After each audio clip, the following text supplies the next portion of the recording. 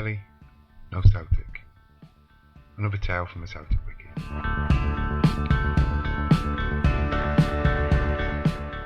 The merits and faults of the Kelly dynasty that ruled over Celtic Park for so long has often provoked great debate and disagreement amongst the Hoop support.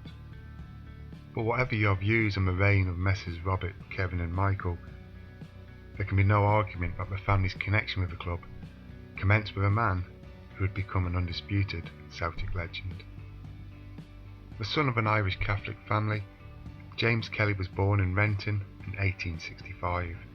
He was raised in Dunbartonshire at a time when the county was establishing itself as the hotbed of football in Scotland. As the sport began to take seed across the globe, its popularity was already blooming in Dunbartonshire.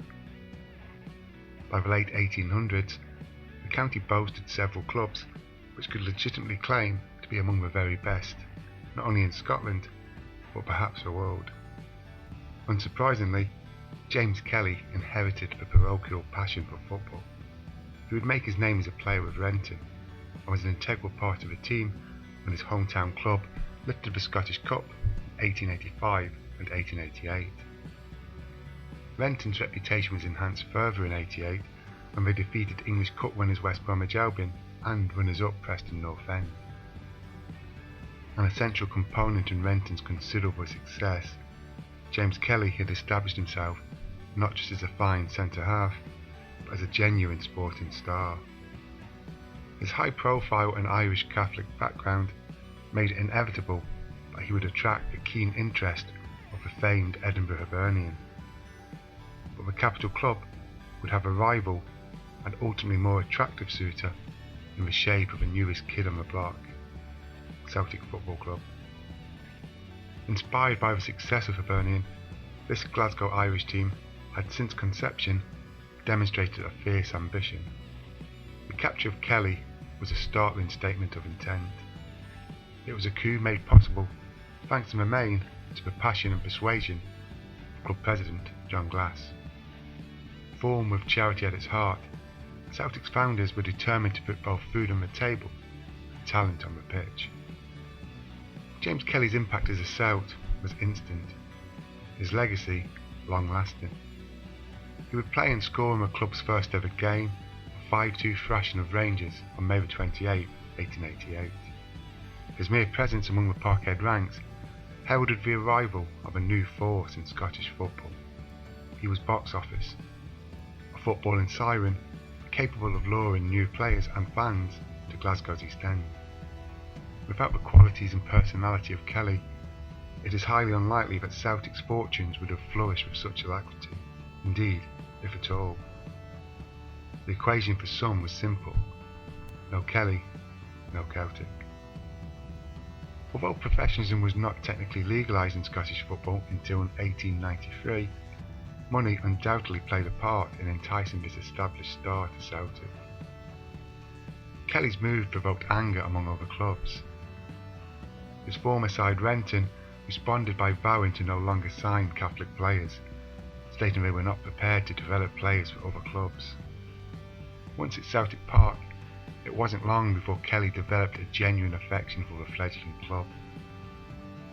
He not only recognised the ambition and drive of the Celtic board, but also the huge potential of the club to enhance and enrich the life of the Irish in Glasgow. On the pitch, Kelly was an imperious performer and inspirational captain.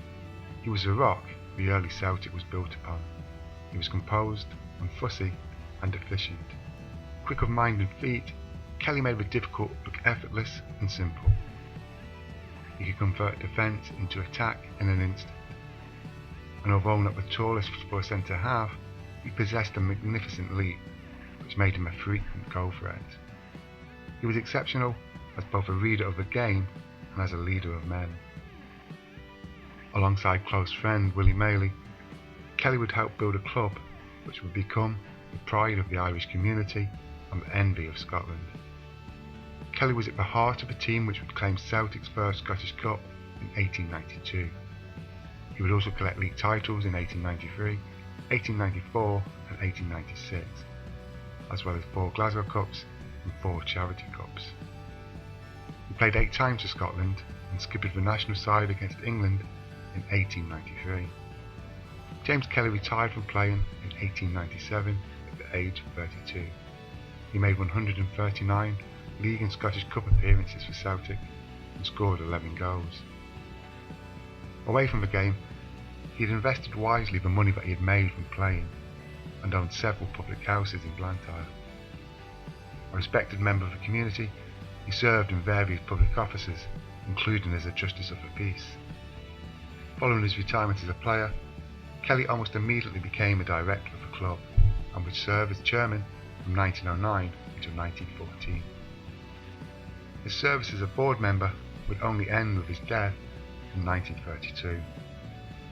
As a player, chairman and board member, James Kelly dedicated more than 40 years of his life to the Celtic cause.